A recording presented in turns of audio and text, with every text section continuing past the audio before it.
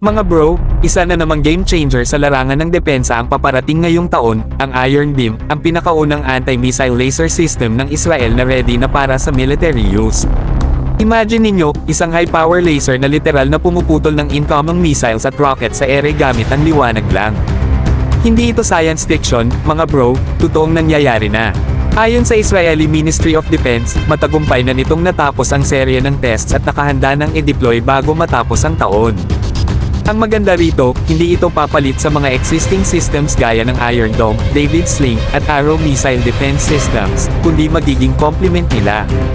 Ibig sabihin, mas malawak na defense umbrella laban sa rockets, missiles, at iba pang airborne threats. Ang malaking bentahe ng Iron Beam.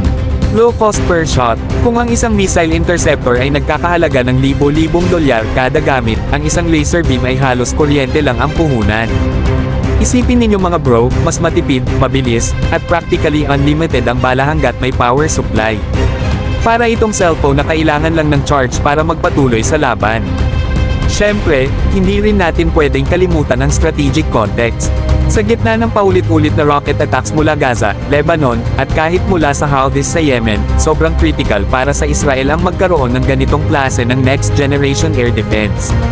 Dahil instant at light speed ang epekto ng laser, halos walang lag time sa interception, isang malaking advantage laban sa mass rocket barrages. Kung ilalagay natin sa perspective ng Pilipinas, mga bro, ganitong klase ng teknolohiya ang dapat nating pag-aralan at bantayan.